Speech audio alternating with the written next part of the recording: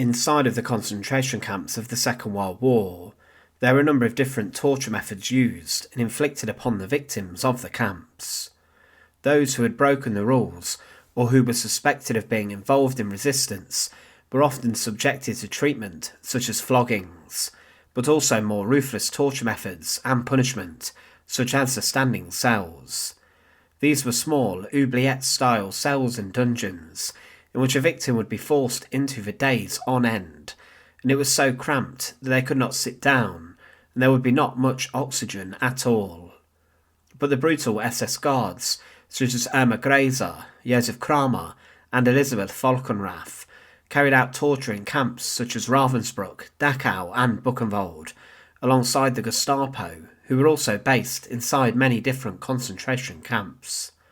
But within Auschwitz, the largest and deadliest camp of the Second World War, there was a notorious guard known as the Tiger of Auschwitz, Wilhelm Boger, and he was known for being a man who would interrogate victims brutally. He started his torture ordeals off very lightly, but then dragged out other torture devices, such as one he invented called the Boger Swing. This became known for being one of the most shocking torture methods of the Second World War. Welcome to the Untold Past. Today we look at the Boger Swing and how it was used inside of Auschwitz. And as always, to support our channel, please click subscribe down below. The man who later arrived at Auschwitz to torture many prisoners had a long history inside of the German and Nazi police forces. Wilhelm Boger joined the Nazi Party like so many did inside of Germany, as the policies of Adolf Hitler appealed to him, and he signed up early in 1929. But he then later joined up to become a member of the auxiliary police force, before he then became a member of the political police force, who were based around the area of Stuttgart. Boger then was sent to different police training centres to learn what the Nazis wanted from the police force, and he then rose to the position of a police commissioner. However, during the Second World War, he was then moved to Zichenau to work inside of a police office. But specifically, he was tasked with establishing new police stations along the German borders and in occupied lands, and he was working specifically for the Reich Security Main Office, who were ran themselves by Reinhard Heydrich, Heinrich Himmler's number 2, the Butcher of Prague. His job involved rounding up those who resisted the Nazis, and he was also specifically involved in torturing people early on. But he must have been scouted by the SS for his torturous actions and reputation, and he was then transferred to go and work inside of Auschwitz to perform the same roles in the same capacity. Inside of the camp, there were known resistance sections who were trying to defy the camp's guards in an underground sense, and this was a fear for the SS. They did worry about being killed by an uprising of prisoners. But Boger got deeply involved in the torture, and he even invented his own methods of brutalising prisoners to give over information to him, and one thing he created was the Boger Swing. This was of course named after him, and the victim would be secured and strapped over a bar, then this was hoisted high up in the air and was then swung side to side. A number of guards would then smash the prisoner with weapons such as heavy wooden sticks and bars, whilst Boger asked questions to the prisoner. His former secretary inside of Auschwitz, who personally saw Boger conduct this sort of interrogation using the Boger Swing, later said of this specific device that it was a metre-long iron bar suspended by chains hung from the ceiling. A prisoner would be brought in for questioning, stripped naked and bent over the bar, wrists manacled to ankles. A guard at one side would shove him or her off across the chamber in a long, slow arc, whilst Boger would ask the questions, at first very quietly, then barking them out, and at last bellowing them.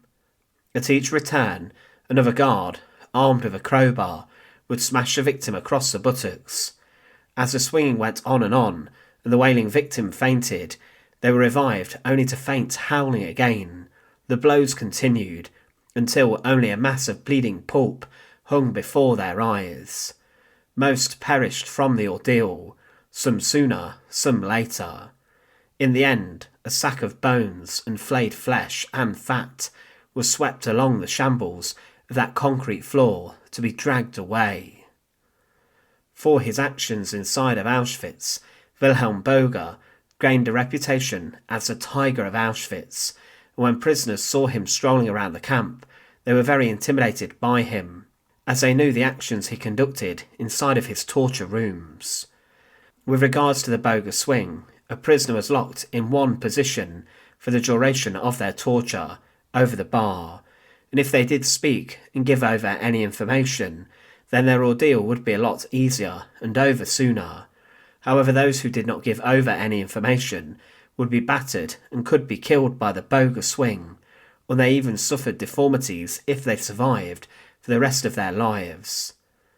It was some time before Wilhelm Boger was ever brought to answer for his actions during the Second World War and what he did inside of Auschwitz. He was evasive, and he managed to escape from American custody at the end of the conflict, and he was then found years later working as a farm labourer in Germany. It was in 1963, 18 years after the end of the Second World War, that Wilhelm Boger was brought to trial for his actions inside of Auschwitz. He was taken specifically to the Frankfurt Auschwitz trials and was charged with abetting the murder of prisoners, and the former prisoner of the camp, who testified specifically against him, described his brutal actions towards even the most vulnerable of the prisoners within Auschwitz. He claimed about Wilhelm Boger that he witnessed him attack a child, and he stated of this incident, the 5-year-old child, clasping an apple in his hands, had jumped off a truck filled with other boys and girls en route to the gas chamber. It was then alleged that Wilhelm Boger then threw this child against a wall. At the end of the trial, Wilhelm Boger was sentenced to life imprisonment, and he was forced to partake in hard labour for many years. Specifically, he was convicted of being involved in 114 cases of murder specifically, and he was said to have been an accessory to murder in around 1,000 cases. But he did show very little remorse and repentance for his crimes, if any, and he did not admit anything either. But he was a man who even invented his own torture techniques, and the Boger Swing was known for the brutal amount of pain that he and his guards would inflict upon a prisoner on the device. Because of this, the Boger Swing was one of the most horrific torture methods used inside of the concentration camps, and also one of the most brutal torture devices of the whole Second World War, and it really made Wilhelm Boger, the Tiger of Auschwitz, an incredibly feared guard. Thanks for watching. To support our channel, please make sure to subscribe, and once again, thank you so much for watching.